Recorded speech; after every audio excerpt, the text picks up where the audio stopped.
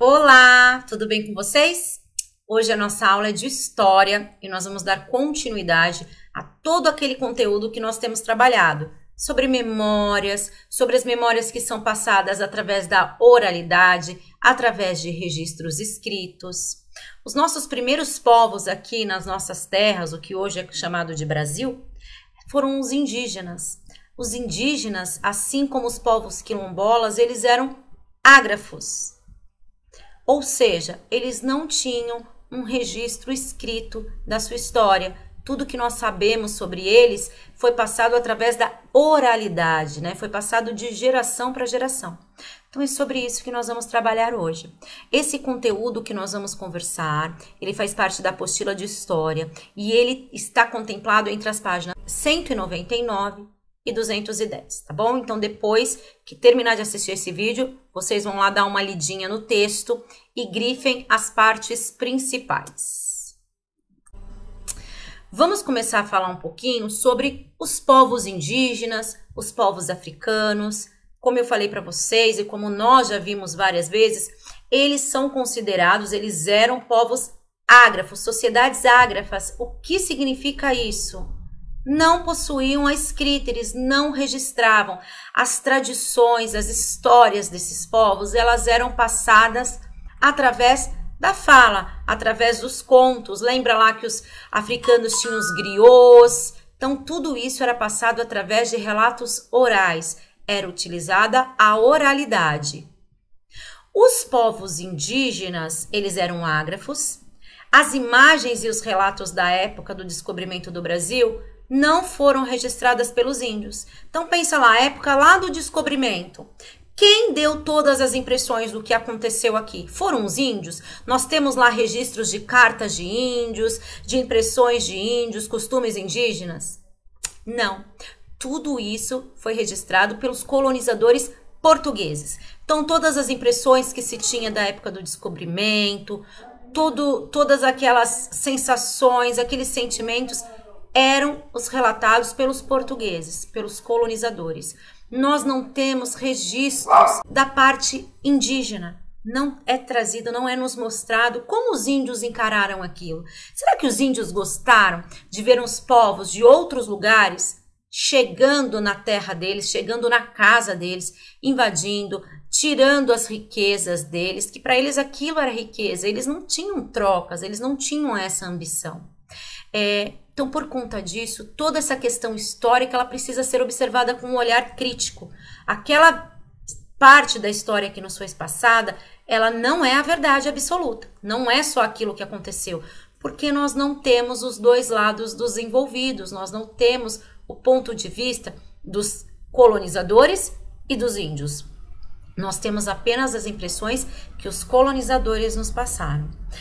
Então, tem lá, na história e cultura, a parte indígena foi toda esquecida, né? Ela não foi representada pelos indígenas. Tudo que se tem de registro da cultura indígena, das impressões, das atitudes dos indígenas, é aquelas que nos foi passada pelos colonizadores. Então, esse ponto de vista indígena, ele ficou totalmente ausente, ele não ficou presente no registro das nossas histórias. E, como nós falamos, os indígenas foram os primeiros habitantes do Brasil. Quando os colonizadores chegaram aqui, já haviam moradores. Então, quando lá, várias vezes nós falamos isso, a terra não foi descoberta, o Brasil não foi descoberto em 22 de abril. Ele passou a ser colonizado nessa época, porque aqui já existia uma comunidade, já existiam vidas, já existia uma sociedade aqui. Porém, todos esses registros, essa cultura, essa história indígena não foi valorizada e não foi respeitada. Atualmente, os historiadores, eles buscam por histórias dessa época, como eles encontram? Por meio de depoimentos. Hoje em dia, já possui lá alguns registros escritos, mas que eles foram registrados muito tempo depois. Então, hoje em dia, os historiadores, eles buscam registros desse ponto de vista indígena, que foi produzido por eles mesmos, através das manifestações culturais, das danças, das festas, algo relacionado à cultura deles. Lá no período da colonização, existiram muitas batalhas entre indígenas e portugueses. Teve lá a questão dos bandeirantes que saíam para caçar os indígenas. Tudo que nós temos registro, tudo que nós temos historicamente comprovado é o ponto de vista dos colonizadores, dos povos europeus, dos bandeirantes. Então eles matavam os índios porque eles achavam que os índios estavam fazendo algo que não era correto ao modo de ver deles.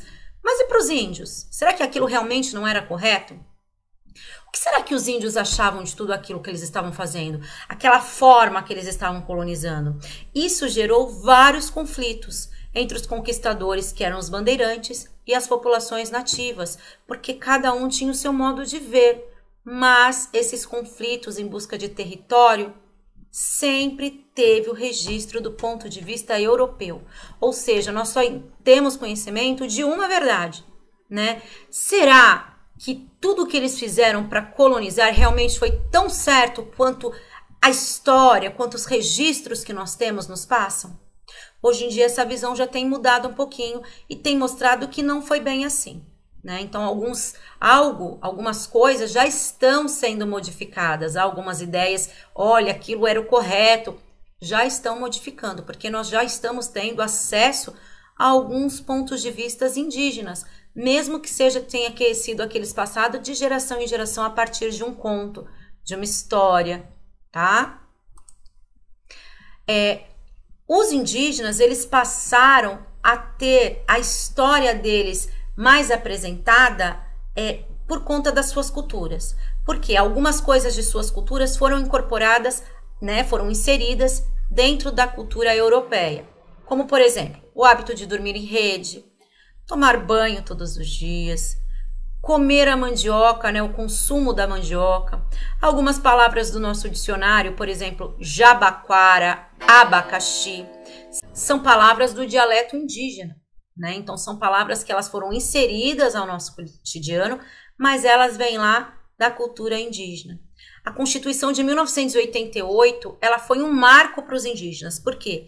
Porque ela garantiu alguns direitos para os índios. Quais foram esses direitos? Respeito, proteção à sua cultura, organização social, respeito, né, e igualdade das suas línguas e suas tradições. Eles passaram a ter as terras demarcadas para eles por direito, então aquelas terras é um direito indígena.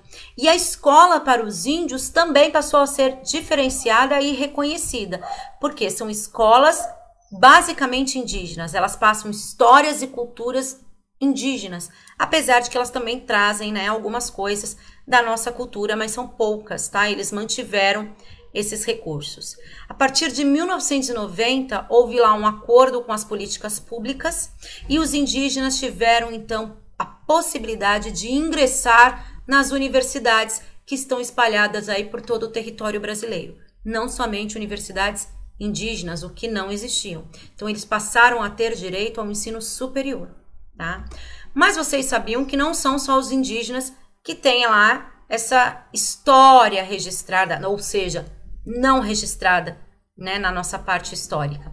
As comunidades quilombolas, que são os negros, elas também têm grande importância. Porque as comunidades quilombolas, como vocês se recordam, eram aqueles locais onde os quilombos, né, eram os locais para onde corriam, né, fugiam os negros que fugiam dos seus donos, né? Até um tempo atrás, as comunidades quilombolas, os negros, eles não tinham um reconhecimento como outras pessoas. De uns tempos para cá, a cultura negra, ela passou a ter grande importância.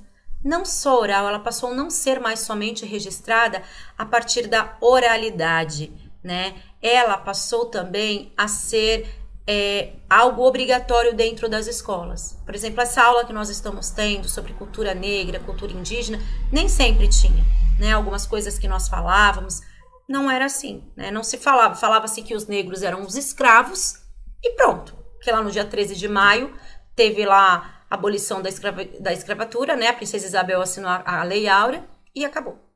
Mas não, hoje é reconhecida, é lei, eles têm esses direitos por lei de ter lá a sua cultura apresentada em algumas escolas. Por que isso? Porque a cultura afro, né? Afro lá dos afrodescendentes, ela também faz parte do nosso dia a dia. Ela está presente nas nossas alimentações, no nosso vocabulário, nas nossas atitudes, nas nossas ações.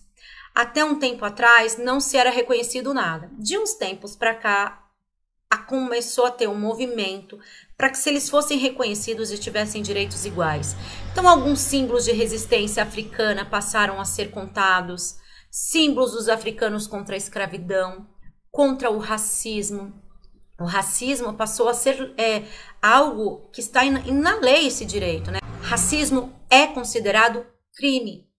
Alguns feriados já tem lá contribuição negra, assim como indígena. Dia 19 de abril, apesar de não ser feriado, é uma data de comemoração indígena.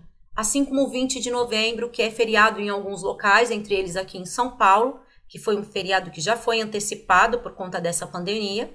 20 de novembro foi criado o Dia Nacional da Consciência Negra, é o dia de Zumbi.